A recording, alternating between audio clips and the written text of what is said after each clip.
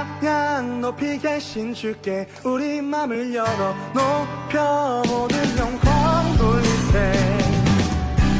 주 사랑하는 다 주께 나와 높이세. 주를 내 영원해.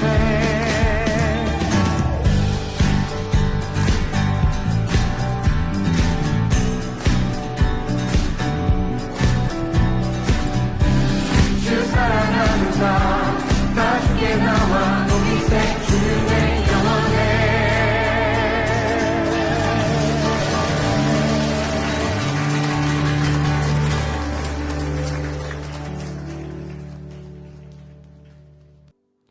할렐루야. 오늘도 이 자리에 나오신 여러분을 다시 한 번 더 환영하고 또 축복합니다.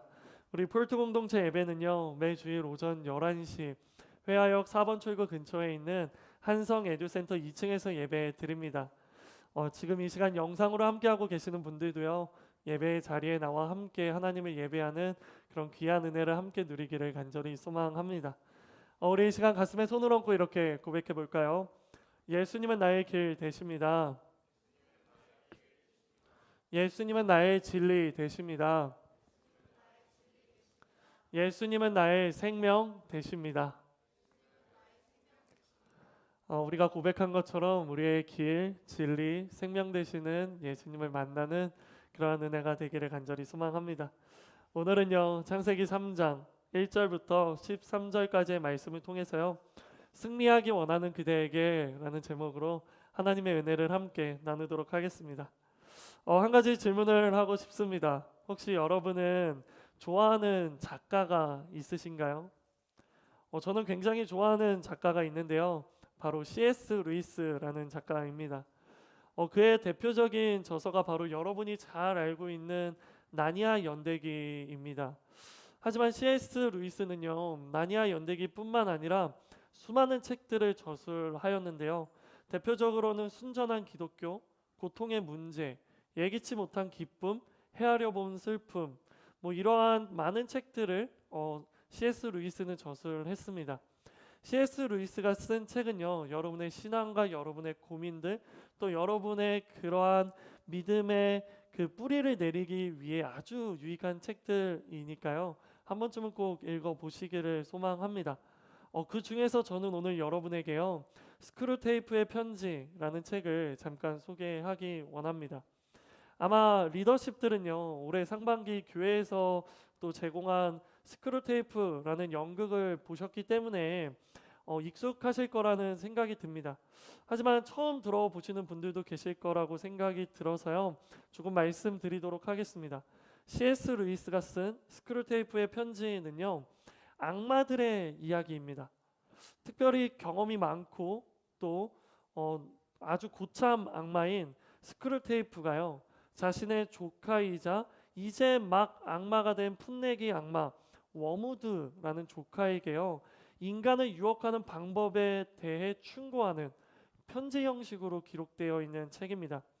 사소한 일들로 유발되는 가족 간의 갈등들, 또 기도에 관한 오해들, 영적인 침체들, 인간의 이중성, 그리고 사랑, 웃음, 쾌락, 욕망 등 삶의 본질에 있어서 다양한 영역에 대한 그러한 주제들에 대해서 어떻게 인간을 유혹할 수 있는지, 어떻게 이 인간이 하나님께로부터 멀어지고 죄악 가운데 살아가게 할 수 있는지, 바로 이러한 이야기들에 대해서 기록하고 있는 책이죠.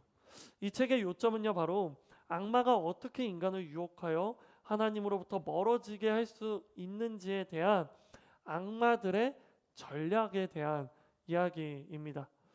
저는 이 책을 읽으면서, 그리고 이 연극을 보면서요, 이런 생각을 들었어요.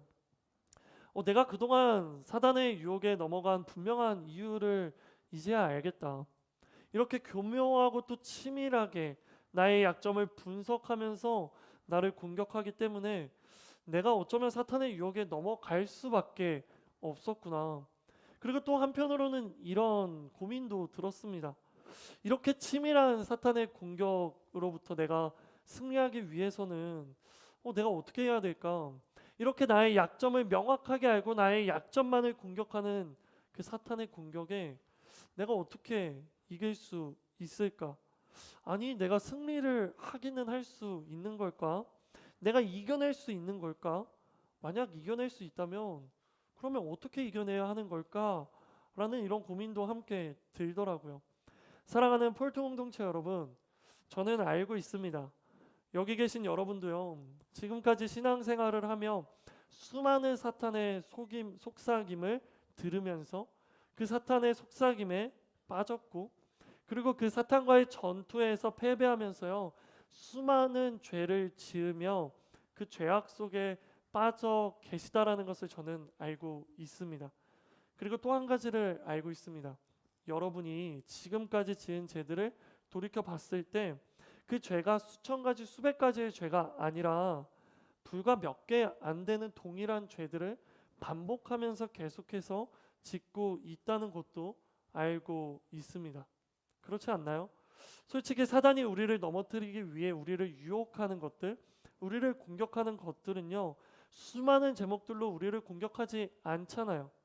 사단은 우리의 약점을 명확하게 파악하고 우리가 어떤 것을 건드리면 넘어진다라는 것을 명확하게 파악하여 우리의 그 약한 부분만을 공격하고 있잖아요. 그래서 우리는 매번 그 몇 가지의 반복적인 죄들로 인해 계속해서 넘어지고 쓰러지고 무너지고 있는 것이잖아요. 제가 이걸 어떻게 알까요? 왜냐하면 저도 여러분과 다르지 않기 때문입니다. 저는 수백 가지, 수천 가지의 죄를 짓지 않습니다. 뭐 놀라실 분들도 있겠지만 제가 그렇게 많은 수백 가지, 수천 가지의 죄를 짓지는 않아요. 저는요, 불과 몇 개 안 되는 몇 가지 죄들로 계속해서 넘어지고 쓰러지고 또 실패하고 그렇게 패배하는 그런 삶을 살고 있습니다. 여러분도 그렇지 않나요? 그 죄들이 반복해서 계속적으로 짓고 있다라는 것이 우리에게 있어서 가장 큰 문제이자 우리의 고민이잖아요. 그렇다면 여기서 여러분에게 첫 번째로 물어보고 싶습니다. 첫 번째는 여러분들이 반복적으로 짓고 있는 죄는 무엇입니까?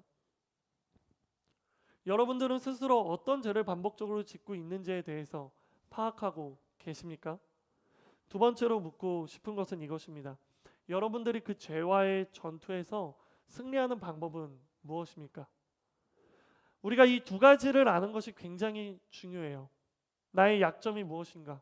나는 어떠한 죄악 가운데 계속 넘어지는가? 그렇다면 내가 이 나의 약점을 보완할 수 있는 방법은 무엇인가? 내가 넘어진 그 죄로부터 다시는 패배하지 않고 승리할 수 있는 그 비결은 무엇인가? 이 두 가지를 파악하는 것이 굉장히 중요합니다. 그래서 이 시간 여러분을 축복합니다. 나는 여러분이 여러분의 스스로의 취약한 부분이 무엇인지를 발견하게 되는 그러한 지혜가 있기를 예수님의 이름으로 축복합니다. 그리고 그 부분을 발견하였어요. 그 약점을 보완하여 죄와의 전투에서 계속된 패배가 아니라 이제는 승리하시는 여러분 되기를 예수님의 이름으로 축복합니다. 그런데 문제가 있습니다. 문제는 스스로의 취약한 부분이 무엇인지 안다고 해도요, 그 스스로의 약점을 보완하는 것이요, 그리 쉽지 않다라는 것이 문제인 거죠. 누군가는 돈 때문에 계속 넘어지는 사람이 있어요. 누군가는요, 명예, 세상의 인정, 주변 사람들의 인정, 그 시선 때문에 넘어지는 사람들이 있습니다.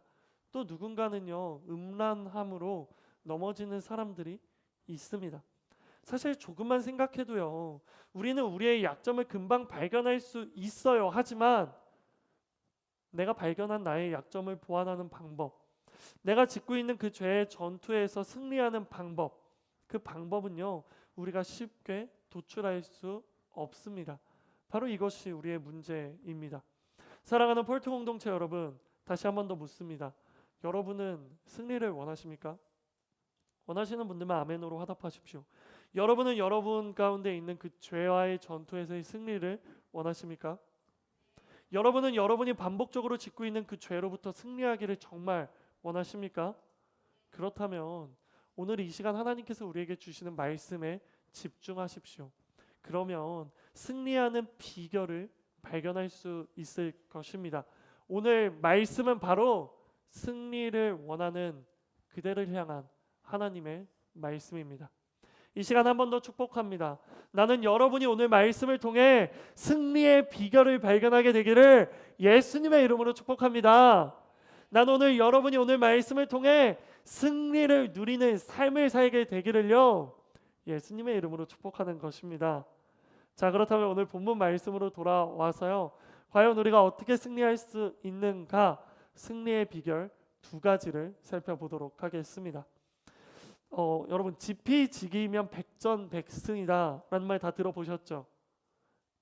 들어보셨죠? 뭐 약간 한자에 약하고 그러나요? 그런 거 아니죠? 지피지기면 백전백승, 뭐죠? 나를 알고 적을 알면 100번 싸워도 100번 이길 수 있다라는 말이 있죠.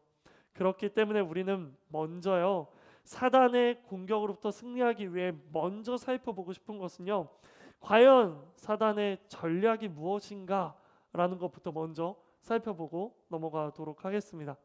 자, 창세기 3장 1절부터 5절을 통해서요, 사탄의 전략이 무엇인지를요 한번 발견해 봅시다.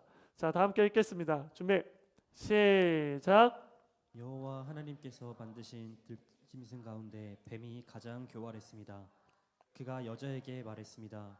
정말 하나님께서 동산의 어떤 나무의 열매도 먹으면 안 된다라고 말씀하셨느냐? 여자가 뱀에게 말했습니다. 우리는 동산에 있는 나무들의 열매를 먹어도 된다. 그러나 하나님께서 동산 한가운데 있는 나무의 열매는 죽지 않으려거든 먹지도 말고 건드리지도 마라 라고 말씀하셨다. 뱀이 여자에게 말했습니다. 너희가 절대로 죽지 않을 것이다. 이는 너희가 그것을 먹는 날에는 너희 눈이 열려서 너희가 선과 악을 아시는 하나님처럼 될 것을 하나님께서 아시기 때문이다. 아멘. 자, 오늘 우리가 살펴보는 본문 창세기 3장은요, 지금까지 다루었던 1장과 2장의 분위기와는 다릅니다. 창세기 1장과 2장이 하나님께서 모든 것을 창조하시는 아름답고 훈훈한 이야기였다면요, 3장은요 그 분위기가 완전히 반전되어 하나님과 인간 사이의 균열이 나타나기 시작합니다. 왜요? 바로 창세기 3장 1절에서 들짐승 가운데 가장 교활한 뱀이 등장하기 때문입니다. 여기서 우리가 놓치지 말아야 할 것이 있습니다. 그것은 바로 이 말씀에는요, 사탄이라는 단어가 나오지 않고 뱀이 나온다는 것이죠. 기억하십시오. 사탄은 언제나 커튼 뒤에서 음모를 꾸밉니다. 왜요? 사탄은 자신의 정체가 탄로나는 그 순간 자신이 패배한다라는 것을 알기 때문입니다. 그래서 사탄은 오늘 본문에서 가장 교활한 뱀을 통해서 그 뱀의 뒤에 숨어서 아담과 하와를 유혹하고 있는 것입니다. 다시 말해, 뱀이 사탄 그 자체인 것이 아니라 사탄이 바로 뱀을 통해 아담과 하와를 유혹하면서요, 죄를 짓도록 이끌고 있다라는 것입니다. 여기서 여러분에게 묻습니다. 아담과 하와를 유혹한 건 사탄이 뱀을 통해 유혹하는 거였습니다. 그렇다면 사탄이 무엇을 통해 여러분을 유혹하고 있습니까? 사탄은 무엇을 이용해서 여러분을 유혹하고 있습니까? 그 유혹의 도구와 유혹의 모습은 무엇입니까? 그것이 돈입니까? 그것이 이성, 친구입니까? 그것이 여러분이 가지고 있는 욕심입니까? 그것이 여러분 눈앞에 보이는 가장 소중한 것이라고 생각되는 바로 그것들입니까? 그것이 무엇이든지 간에 여러분을 유혹하고 여러분을 넘어뜨리려고 하고 있는 것이 바로 오늘 본문 말씀에서 등장하는 뱀과 같은 것들입니다. 자, 다시 돌아와서요, 사탄은 먼저 여자 하와에게 다가갔습니다. 그리고 하와에게 이렇게 말하죠. 정말 하나님께서 동산의 어떤 나무의 열매도 먹으면 안 된다라고 말씀하셨느냐? 라고 뱀이 하와에게 이렇게 말하죠. 여러분, 이 문장을 잘 보세요. 이 문장을 잘 보십시오. 1절에 사탄의 말에서 가장 중요한 것은요, 정말이라는 단어입니다. 사탄은 하나님의 말씀을 교묘하게 비틀어서 이야기합니다. 만일 사탄이 하와에게 찾아와서 하나님이 없다, 혹은 하나님이 하신 말씀은 모두 거짓말이다 라고 이야기했다면요, 하와는 당장 그곳을 떠나서요, 사탄에게서 도망쳤을 거예요. 그런데 사탄은 그리 어리석지 않습니다. 사탄은 결코 하나님의 존재를 부인한다거나 하나님을 대적하지 않습니다. 단지 사탄은 하나님이 하신 말씀을 교묘하게 비틀어서요, 우리를 유혹하는 그러한 전략을 사용합니다. 그렇게 하나님께서 하신 말씀에 대해서요, 고민하게 만듭니다. 그리고 그 고민에 나의 생각을 넣도록 만듭니다. 순전한 하나님의 말씀 속에 나의 고민이 들어가고 나의 생각이 들어가고 나의 해석이 들어가게 되었을 때 하나님의 말씀에 대한 의문을 가지게 만드는 것이죠. 그리고 그 말씀에 의문이 드는 순간 그 말씀을 의심하게 만듭니다. 그렇게 명확했던 하나님의 말씀이요, 조금씩 희미해지기 시작하는 것입니다. 이러한 전략은 그때나 지금이나 변함이 없다라는 것을 기억하십시오. 사탄은 우리에게도 똑같은 전략을 사용합니다. 사탄은 우리에게 교회를 가지 말라고 말하지 않습니다. 사탄은 우리에게 교회를 가서 예배를 드리게는 합니다. 그런데 말씀은 듣지 못하게 합니다. 설교를 들을 때 우리를 졸게 만듭니다. 물론 여러분이 조는 것이 저의 잘못도 있죠. 저의 책임도 있지만 사탄의 전략임을 기억하십시오. 예수님은 우리에게 하나님은 영이시니 예배하는 자가 영과 진리로 예배하라 라고 말씀하셨는데, 사탄은 우리에게 영과 진리는 쏙 빼놓고 예배당에 나가는 그 자체만을 두고 우리에게 이렇게 말합니다. 너 오늘 예배 드렸어. 너 오늘 예배 자리에 있었잖아. 너 오늘 교회 갔잖아. 그러면 됐어. 넌 예배 드린 거야. 정말 그렇습니까? 정말 그것이 예배한 것이 맞습니까? 사랑하는 폴트 공동체 여러분, 여러분은 지금 모두 교회에 나와 있죠. 예배당에 앉아 있죠. 여러분은 지금 모두 예배의 자리에 앉아 있습니다. 그런 여러분에게 묻고 싶습니다. 예배 가운데 온전하고 깊은 곳으로 지금 나아가고 계십니까? 예배 가운데 하나님께서 주시는 은혜를 누리며 하나님의 평안함 가운데 거하고 계십니까? 혹시 몸만 교회에 나와 있을 뿐 이 자리에 나와 사탄이 우리에게 주는 교묘한 그러한 전략에 속아 하나님께 집중하지 못하고 은혜를 누리지 못하고 있지는 않으십니까? 만약 그렇다면 지금 사탄이 하와에게 했던 것과 같이 지금 여러분을 흔들고 있는 것입니다. 여러분을 공격하고 있는 것입니다. 그렇다면 다시 성경으로 돌아와서 이러한 사탄의 전략에 하와는 무엇라 대답했을까요? 우리가 함께 읽어봤죠. 3절에 하와의 대답입니다. 동산 한가운데 있는 나무의 열매는 죽지 않으려거든 먹지도 말고 건드리지도 마라 말씀하셨다라고 하와가 대답했죠. 그런데 여러분, 정말 하나님께서 하와에게 그렇게 말씀하셨습니까? 정말 하나님께서 하와에게 이렇게 말씀하셨나요? 우리 함께 창세기 2장 16절과 17절의 말씀을 다시 한 번 더 읽어보도록 하겠습니다. 시작. 여호와 하나님께서 아담에게 명령에 말씀하셨습니다. 너는 이 동산에 있는 각종 나무의 열매를 마음대로 먹을 수 있다. 그러나 선과 악을 알게 하는 나무의 열매는 먹지 마라. 그것을 먹는 날에는 내가 반드시 죽을 것이다. 하나님은 하와에게 죽지 않으려거든 먹지 말라라고 하신 것이 아니죠. 먹으면 반드시 죽을 것이다 라고 명확하게 말씀하셨죠. 그리고 만지지 말라는 말씀은 하지도 않으셨습니다. 하지만 하와는 그러한 하나님의 말씀을 제대로 기억하지 못합니다. 하나님의 말씀을 제대로 인지하고 있지 못합니다. 그렇게 사탄의 교묘한 전략에 속아 하나님의 말씀이 희미해진 것입니다. 그리고 결국 사탄은요, 그렇게 말씀이 희미해진 하와에게 이렇게 명확하게 이야기하면서요, 하와를 완전히 무너뜨립니다. 뭐라고 이야기하죠? 너희가 절대 죽지 않을 것이다. 너희가 절대 죽지 않을 것이다. 이 말에 결국 하와는요, 하나님의 말씀을 어기고 선악과를 먹습니다. 그리고 그 선악과를 아담에게도 건넸고요. 그리고 아담도 역시 그 선악과를 먹음으로 하나님의 말씀에 불순종하는 그러한 죄를 짓게 됩니다. 그렇게 최초의 사람, 모든 인류의 조상인 아담과 하와는요, 죄를 범하게 되는 것이죠. 자, 그렇다면 이제 가장 중요한 질문을 던져야 합니다.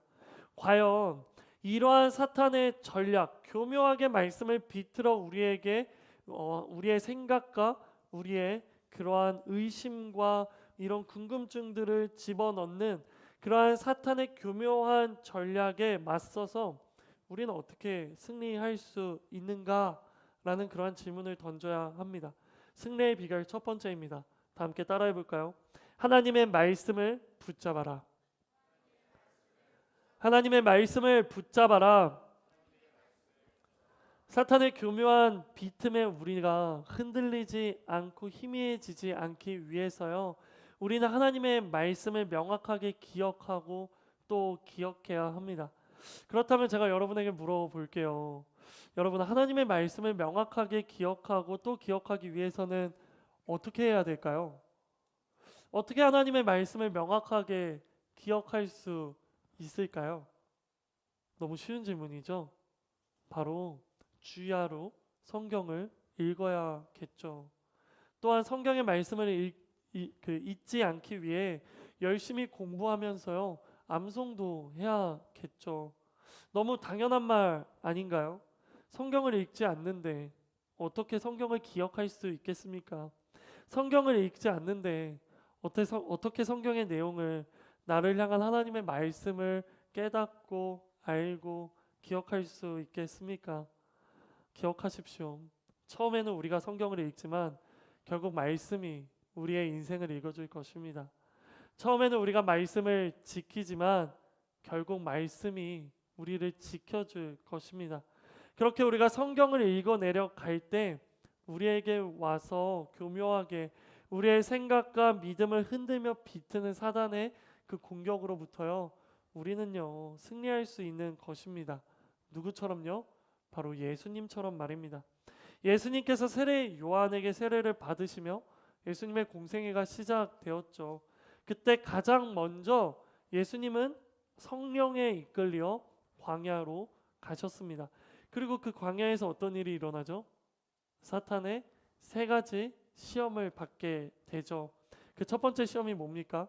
40일을 금식하신 예수님을 향해 돌이 떡이 되게 하라 라는 유혹을 사탄이 하죠.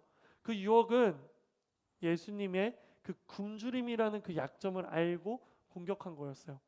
40일 동안 아무것도 먹지 않았으니까 너무 배가 고픈 예수님에게 이 돌을 떡으로 바꿔서 먹어, 너의 능력을 한번 사용해봐 라고 사단은 유혹한 것이죠. 하지만 그 유혹을요, 예수님은요, 사람이 떡으로만 살 것이 아니다 라고 말씀으로 그 유혹을 이겨내십니다. 그렇게 첫 번째 유혹을 이겨내시죠. 그리고 두 번째 유혹이 무엇입니까?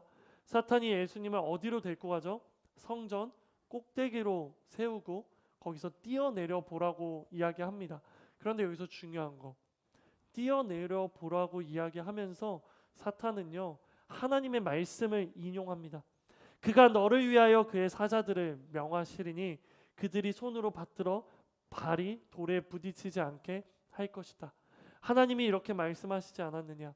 하나님이 너에게 너의 발이 땅에 부딪히지 않게 하겠다고 이야기하셨다. 그러니까 뛰어내려 봐라 라고 예수님을 유혹하는 것이죠.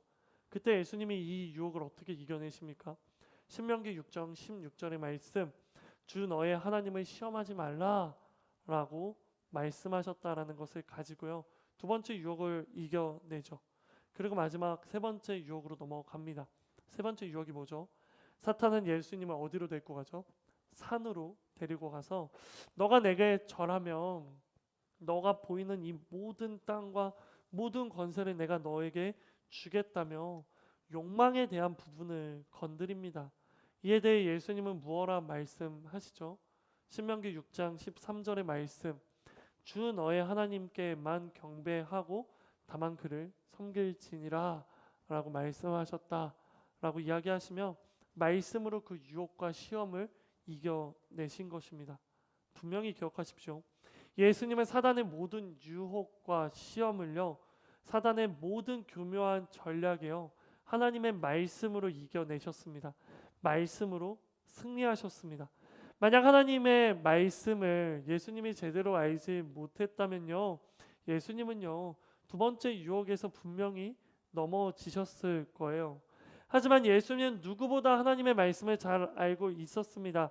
그래서 사탄의 유혹에 넘어가지 않은 것입니다. 다시 말씀드립니다. 처음에는 우리가 말씀을 읽지만 결국 말씀이 우리를 읽어줄 것입니다. 처음에는 우리가 말씀을 지키지만 결국 말씀이 우리를 지켜줄 것입니다. 사랑하는 여러분, 여러분에게 묻습니다. 여러분은 하나님의 말씀을 얼마나 보십니까? 여러분은 하나님의 말씀에 대해 얼마나 알고 계십니까? 제가 설교를 시작하면 여러분에게 물어봤죠. 여러분은 정말 여러분의 삶 가운데 찾아오는 그 죄와의 전투에서 승리하고 싶냐? 물어봤죠. 그때 여러분이 승리하고 싶다라고 대답했죠. 승리하고 싶은데 왜 말씀을 읽지 않습니까? 정말 승리하고 싶은 생각이 있으십니까? 정말 나를 넘어뜨리고 나를 무너뜨리는 그 죄와의 전투에서 정말 이기고 싶습니까? 우리는 알지 않나요? 나의 힘과 나의 능력과 나의 노력으로는 사탄의 그 유혹과 그 공격으로부터 승리할 수 없다라는 것을 우리는 알고 있지 않습니까? 우리는 또 알고 있지 않습니까? 나의 힘과 능력이 아니라 말씀의 능력으로 우리는 이겨낼 수 있다. 예수님께서 세례를 받으시고 광야에서 세 가지 시험을 말씀으로 이기셨다라는 거 우리 모르는 사람 없잖아요. 모릅니까? 그럼 회개하십시오. 성경을 읽어보지 않았기 때문에 모르는 겁니다. 제가 너무 세게 말하나요? 아닙니다. 여러분, 신앙생활은 예배당에 나와 자리에 앉아있는 것이 신앙생활이 아닌 것입니다. 하나님이 우리에게 주신 말씀을 읽고 우리의 마음속에 새기는 것이 신앙생활인 것이죠. 하나님이 우리에게 말씀을 읽을 때 주시는 그 음성을 들으며 그 음성을 놓고 하나님께 기도하는 것이 신앙생활하는 것이겠죠. 하나님 앞에 기도하며 나의 잘못과 나의 죄악들을 하나님 앞에 고백하고 회개하는 것, 그것이 우리의 신앙생활이겠죠. 그리고 우리가 회개했을 때 하나님이 우리의 죄를 용서해 주셨기 때문에 그런 하나님께 감사의 찬양, 용서받은 나의 모습을 보며 기쁨의 찬양으로 하나님께 영광 돌리는 것, 이것이 신앙생활이지 않습니까? 그런데 여러분, 왜 신앙생활을 하지 않으십니까? 왜 하나님 앞에 나아가지 않으시는 것입니까? 하나님 앞에 나아가지 않고 신앙생활을 하지 않으면서 왜 여러분을 공격하는 사단과의 전투에서 승리하기만을 원하십니까? 사랑하는 여러분, 이 시간 여러분을 축복합니다. 승리하기 원하신다면 나는 여러분에게 성경책을 펼칠 수 있는 그러한 노력이 있기를 예수님의 이름으로 축복합니다. 승리하기 원하신다면 진정한 신앙생활로 하나님 앞에 나아가는 여러분 되시기를요, 예수님의 이름으로 축복하는 것입니다. 정말 여러분 가운데 성경을 주야로 묵상하여 하나님의 말씀을 분명히 기억하는 은혜가 있기를 간절히 소망합니다. 나는 교묘한 사탄의 공격에 하나님의 말씀으로 대적하며 승리하는 여러분 되기를요, 간절히 소망하는 것입니다. 이것이 바로 승리의 비결 첫 번째입니다. 물론 우리 모두가요, 이렇게 말씀 앞에 엎드리고 나아간다 할지라도요, 하나님의 말씀으로 완벽하게 무장하여 모든 사탄의 시험과 유혹을 이겨내면 너무 좋겠죠. 하지만 모든 사탄의 유혹과 시험을 이겨내기에는요, 우리는 너무 연약하고 부족합니다. 그래서 때로는 쓰러지고 넘어지며 크고 작은 죄들을 하나님 앞에서 짓게 되는 것이죠. 그러면 그렇게 우리가 열심히 성경을 보면서 기도하면서 신앙생활하며 이겨나가려고 했지만, 그럼에도 불구하고 우리가 사탄의 유혹과 시험으로부터 하나님의 말씀으로 승리하지 못하는 때가 한 번이라도 있다면, 그렇다면 우리는 완전히 패배한 채로 그저 끝나는 것일까요? 저는요, 이러한 이야기에 결코 그렇지 않다라고 말씀드리고 싶습니다. 기억하십시오. 죄를 짓는 순간이 완벽한 패배의 순간이 아닙니다. 아직 우리에게는요 기회가 있습니다. 어떤 기회요? 우리 함께 창세기 3장 8절부터 13절까지의 말씀을 읽으며 비록 죄 가운데 쓰러지고 넘어졌어도 우리에게 어떤 기회가 주어지는지에 대해서 한번 살펴보도록 하겠습니다. 다 함께 읽겠습니다. 시작. 서늘한 바람이 부는 그날 동산을 거니시는 여호와 하나님의 소리를 듣고 아담과 그의 아내가 여호와의 낯을 피해 동산의 나무 사이로 숨었습니다. 여호와 하나님께서 아담을 부르시며 내가 어디 있느냐 하고 말씀하셨습니다. 아담이 대답했습니다. 제가 동산에서 하나님의 소리를 듣고 벌거벗은 것이 두려워 숨었습니다. 하나님께서 말씀하셨습니다. 누가 내게 내가 벌거벗었다는 것을 말해 주었느냐? 내가 먹지 말라고 내게 명령한 그 나무 열매를 내가 먹었느냐? 아담이 말했습니다. 하나님께서 함께하라고 제게 주신 그 여자가 그 나무 열매를 제게 주어서 제가 먹었습니다. 여호와 하나님께서 그 여자에게 말씀하셨습니다. 내가 어째서 이런 일을 저질렀느냐? 여자가 말했습니다. 뱀이 저를 꿰어서 제가 먹었습니다. 아멘. 자, 승리의 두 번째 비결입니다. 다 함께 따라해 볼까요? 하나님의 기회를 붙잡아라. 자, 첫 번째 비결이 뭐였죠? 하나님의 말씀을 붙잡아라. 두 번째 비결은 하나님의 기회를 붙잡아라 라는 말씀입니다. 그렇습니다. 비록 우리가 때로는요 사탄의 교묘한 그러한 술수에 넘어가 죄를 짓고 넘어진다고 할지라도요 그것으로 모든 것이 완전히 끝나는 것은 아닙니다.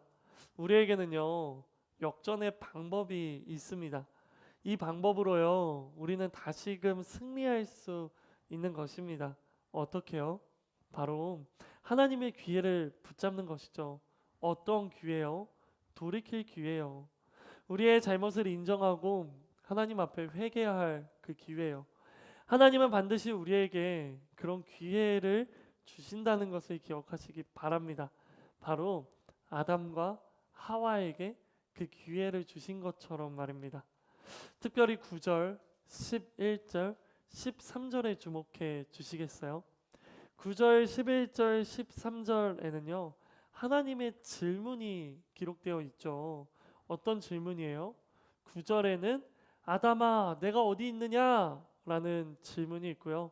11절에는요 내가 먹지 말라고 내게 명령한 그 나무의 열매를 내가 먹었느냐? 라는 질문이고요. 그리고 13절은요 내가 어째서 이런 일을 저질렀느냐? 라는 세 번째 질문입니다. 사랑하는 폴트 공동체 여러분, 하나님이 왜 질문하셨다고 생각하세요? 하나님은 왜 이런 말씀을 굳이 아담과 하와에게 건네신 걸까요? 하나님이 그 이유를 몰라서 물어보신 걸까요? 하나님이 그들이 어디에 있는지, 열매를 먹었는지 안 먹었는지, 왜 이런 일을 저질렀는지 이런 것들을 몰라서 하나님은 물으시는 것일까요? 결코 아닙니다. 하나님께서 모르실 리 없잖아요. 하나님은 다 아시지만 그럼에도 불구하고 물어보십니다. 왜요? 그때라도 자신의 죄를 고백하고 인정하며 하나님께로 나와 용서를 구하기를 원하시기 때문입니다. 하나님은 아담과 하와에게요 스스로의 죄를 고백하고 하나님께 용서를 구할 기회를 지금 주고 계시는 것이죠. 몇 번이나요? 3번씩이나 그런 기회를 주시는 거예요. 그런데 너무 슬프고 안타까운 것은요 아담과 하와는요 그 기회를요 완전히 날려버립니다. 내가 어디 있느냐라는 그 말씀에 그 질문에 아담은 숨어서 이렇게 대답합니다. 먹지 말라고 명령한 그 나무의 열매를 먹었느냐? 라는 이 질문에 또 아담은 이렇게 대답합니다. 하나님, 제가 숨어 있습니다. 그리고 또 이렇게 대답하죠. 하나님이 함께하라고 제게 주신 그 여자가 그 나무의 열매를 제게 주어서 제게 먹었습니다. 아담은 이렇게 2번의 기회를 모두 날려버린 것이죠. 이것의 의미가 무엇입니까? 아담은 이렇게 말하고 있는 거예요. 하나님, 나는요 죄가 없어요. 나는 잘못이 없어요. 단지 나는요 저 여자가 내게 먹으라고 줘서 저는 먹은 것 뿐이에요. 이건 내 잘못이 아니라 나를 먹게 한 저 여자의 잘못이에요. 이렇게 하와의 핑계를 대는 것이죠. 이 얼마나 초라하고 비겁한 모습입니까? 그리고 마지막으로 하나님께서 한 번의 기회를 하와에게 또 주시죠. 하와에게 이렇게 물으시죠. 내가 어째서 이런 일을 했느냐? 이러한 질문에 하와는 무어라 대답합니까? 하와의 대답도 아담과 별반 다르지 않잖아요. 뱀이 저를 꿰어서 먹었습니다. 나도 먹고 싶지 않았는데 이 뱀 때문에 내가 먹었습니다. 내 탓이 아닙니다. 하와 또한 아담과 똑같이 뱀의 핑계를 대는 것입니다. 그렇게 아담과 하와는요, 하나님의 기회를 붙잡지 못하고 날려버린 것입니다. 사랑하는 폴트 공동체 여러분, 우리도요, 예수님을 믿어도 여전히 죄를 짓죠. 이 말이 무슨 말이죠? 예수님을 믿어도 우리는 여전히 죄를 짓는 죄인이라는 이야기이죠. 이것을 착각해서는 안 됩니다. 우리는 예수님을 믿어도 여전히 죄인이기에 이 땅을 살아가면서 계속해서 사탄의 유혹과 시험에 넘어가 죄를 지을 수밖에 없습니다. 정말 착각하지 마세요. 예수님을 믿는다고 죄를 짓지 않게 되는 게 아니에요. 예수님을 믿는다고 내가 죄인의 신분을 벗어날 수 있는 게 아니에요. 예수님을 믿는 그 순간에도 여전히 우리는 계속해서 죄인인 거예요. 내가 의인이라고 생각하는 순간 우리는 넘어집니다. 그리고 우리의 신앙의 회의가 찾아와요. 왜요? 내가 의인이고 예수님을 믿는데 왜 난 죄를 짓는 거지? 나는 예수님을 믿는 게 아닌가? 라는 그런 회의감과 의심들이 찾아와요. 그러면서 예수님을 믿어도 난 똑같이 또 죄를 짓네? 예수님을 믿는 게 나에게 큰 의미가 없나 보다. 예수님을 믿지 말아야겠다. 나는 그런 생각으로까지 이어지는 거예요. 여러분, 헷갈리지 마십시오. 예수님을 믿어도 여전히 죄인입니다. 예수님을 믿어도 여전히 죄를 짓습니다. 하지만 은혜인 것은요, 하나님은 우리가 예수님을 믿는 그 믿음 하나 보시면서요, 죄인인 우리를 죄인으로 보시는 것이 아니라 그 믿음으로요, 우리를 의인으로 봐주시는 거예요. 너가 정말 죄인에서 의인이 되었기 때문에 내가 너를 의인으로 본다. 아닙니다. 너는 여전히 죄인이고 너는 여전히 죄를 짓고 너는 여전히 무너지지만 너에게 예수님을 믿는 그 믿음이 있구나. 그 믿음 때문에 내가 너를 의인으로 봐줄게. 너의 그 믿음이 너의 모든 죄를 덮었다. 너의 그 믿음이 너의 모든 죄악들을 가렸다. 그래서 그 죄가 덮어졌고 가려졌기 때문에 나는 너를 죄인으로 보지 않고 의인으로 볼게. 하나님은 이렇게 말씀하시는 거예요. 그러니까 예수님을 믿는 것이 은혜요, 우리가 구원받는 것이 은혜라고 이야기하는 것이죠. 바로 여전히 죄를 짓지만 여전히 죄악에 빠져 살아가지만 그래도 우리를 구원하시는 것입니다. 하지만 그렇다고 우리가 죄를 짓는 것을 당연하게 여기지 마십시오. 우리는 여전히 죄인이지만 그럼에도 불구하고 우리를 구원하신 예수님의 은혜에 감사하며 하나님의 사랑에 보답하며 치열하고 끈질기게 죄와의 전투를 벌여야 합니다. 바로 승리의 비결 첫 번째, 하나님의 말씀을 붙잡으면서 말입니다. 하지만 우리는 역시나 죄인이기에 그 승률이 100%가 될 수는 없겠죠. 때로는 질 것입니다. 때로는 쓰러질 것입니다. 하지만 졌을 때, 쓰러졌을 때 우리는 기억해야 합니다. 죄를 짓는 그 순간이 곧 완전한 나의 패배의 순간이 아니라는 것을요. 하나님은 우리에게 승리할 수 있는 방법, 역전할 수 있는 방법, 그 방법을 우리에게 알려주셨습니다.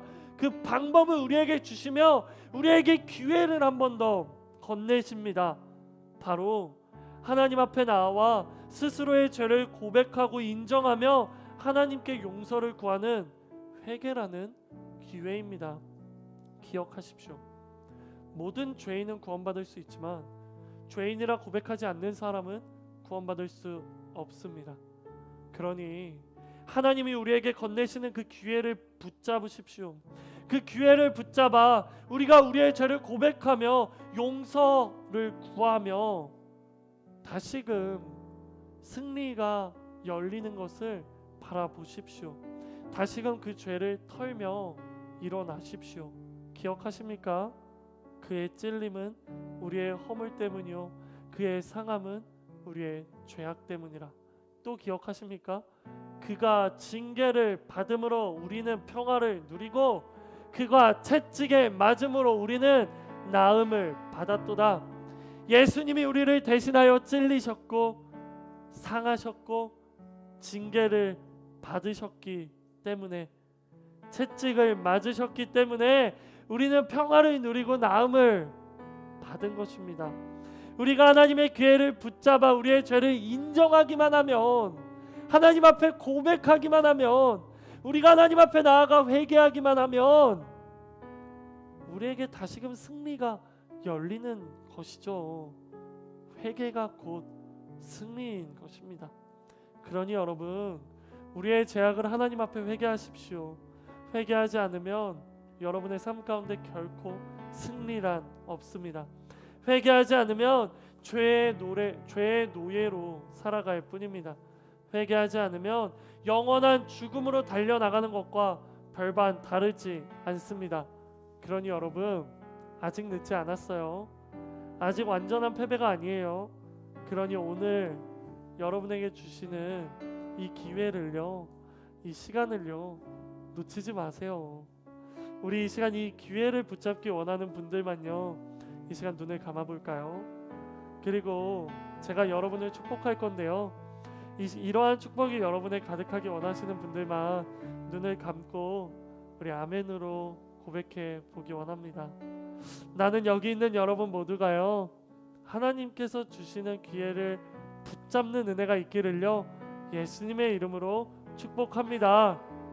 나는 여기 있는 여러분 모두가 자신이 죄인임을 고백하고 인정하며 하나님 앞으로 나아가 완전한 회개하는 그러한 은혜가 있기를요, 예수님의 이름으로 축복합니다.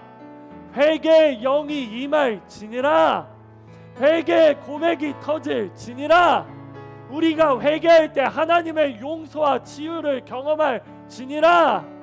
그렇게 우리는 사탄의 공격으로부터 완벽하게 승리할지니라. 우리 이 시간 이러한 말씀을 기억하면서요, 함께 기도하며 나아가기 원합니다. 우리 가장 먼저 기도할 때요, 조금 솔직하게 하나님 앞에 기도해 볼까요? 하나님, 내가요 하나님 앞에 회개하지 않은 죄가 있습니다. 하나님, 내가요 하나님 앞에 용서를 구하지 않았던 것들이 있습니다. 하나님, 내가 이 시간 하나님 앞에 기도합니다. 하나님, 나의 이러한 죄를 용서하여 주시옵소서. 내가 죄인임을 인정하고 나의 죄를 고백하며 나아가오니 하나님, 나의 죄를 용서하여 주시옵소서. 우리 이 시간 우리의 죄악들을 하나님 앞에 고백하면서요, 하나님 앞에 기도하며 나아가기 원합니다. 기도하겠습니다. 하나님,